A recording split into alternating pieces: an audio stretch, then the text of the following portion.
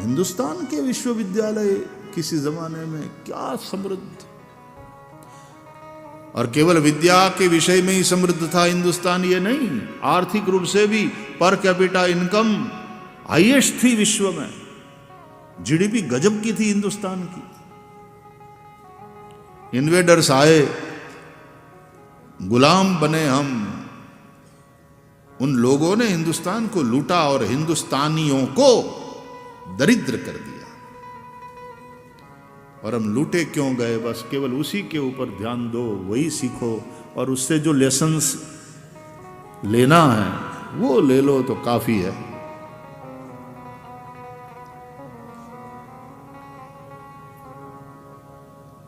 मुझे तो आश्चर्य, सोमनाथ तक पहुंच गया वो लुटेरा, वो कितने हिंदू राजाओं के राज्य में से निकलता हुआ, और यदि सब मिलकर के उसको ललकारते, ताकत थी किसी की नहीं, लेकिन आपस में लड़ते रहो।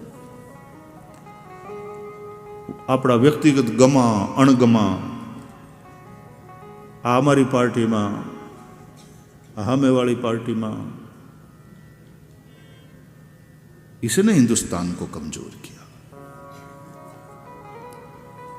और अंग्रेज हिंदुस्तानियों की इस मेंटालिटी को बहुत अच्छी तरह से समझ गए, और फिर डिवाइड एंड रूल जो सफल हुए उसका कारण यही। इसलिए फिर बटोगे तो कटोगे वाला सूत्र आता है, तो इसलिए बटेंगे तो कटेंगे वो वाली बात आई, और इसलिए फिर सूत्र आया, एक है तो सेफ है।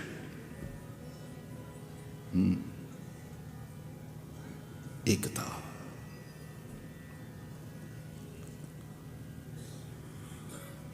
संगच्छध्वम संवदध्वम संभो मनांसि जानताम।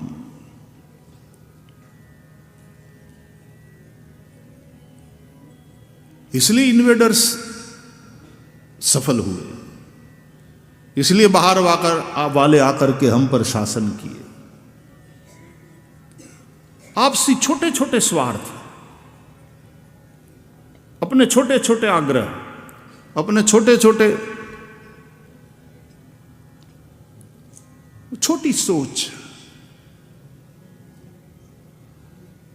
सैकड़ों वर्ष तक न केवल गुलाम रहे, इस देश का बड़ा शोषण हुआ। एक समृद्ध भारतवर्ष था, राष्ट्र, सोने की चिड़िया यूं ही नहीं कहा जाता था। जहां डाल डाल पर सोने की कोलंबस निकला था हिंदुस्तान को खोजने, इंडिया को, पहुंच गया अमेरिका।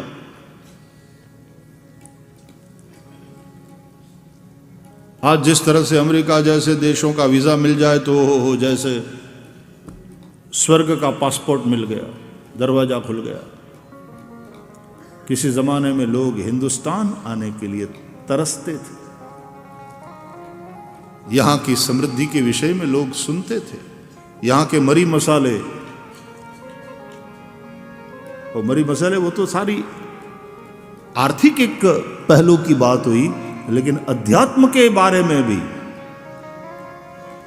हिंदुइज्म हो, बुद्धिज्म हो, जैनिज्म, सब यहां से निकला।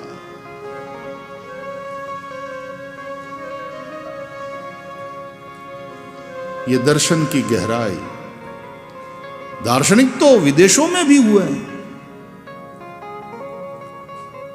लेकिन भगवत गीता, हमारे उपनिषद, हमारे वेद, ये जो एक दार्शनिक गहराई है, विदेशी लोगों ने जिन्होंने अभ्यास किया वो लोग भी कहते हैं कि इसकी बराबरी नहीं हो सकती। भगवत गीता की बराबरी कौन करे? वो वैश्विक ग्रंथ है।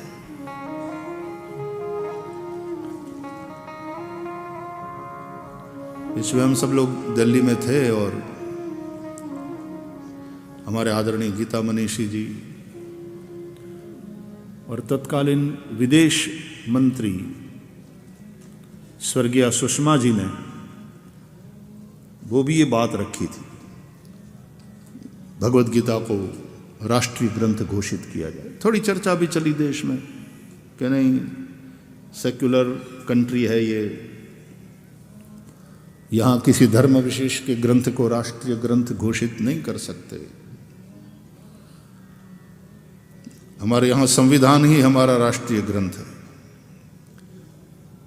ये भी एक विचार ठीक है, वो भी ठीक है, क्योंकि देश संविधान से चलता है। लेकिन संविधान का मूल भी कहीं है। नास्ति मूलम कुतो शाखा, संविधान का मूल भी कहीं है। कहीं न कहीं संविधान का मूल महाभारत में, गीता में, रामायण में, उपनिषदों में है, मनुस्मृति में है।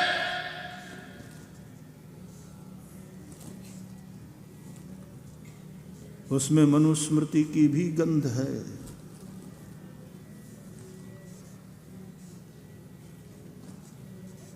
बिना संविधान के न समाज चलता है, न राष्ट्र चल सकता है।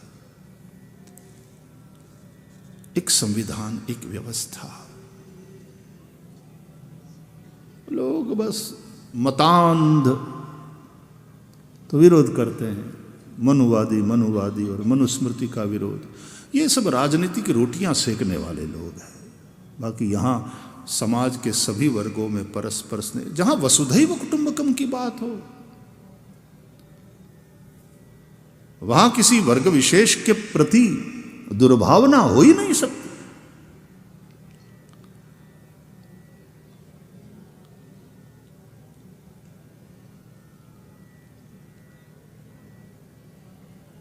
तो आध्यात्मिक गहराई, आचरण की और समर्पण की ऊंचाई, ये हिंदुस्तान में, हिंदुस्तानियों के पास थी। जगतगुरु बनकर के हिंदुस्तान खड़ा था। विदेश से बच्चे यहां आते थे पढ़ने, तो ये भी हनुमान वाली छलांग है। सूर्य के लिए, यानी प्रकाश के लिए, मतलब ज्ञान के लिए।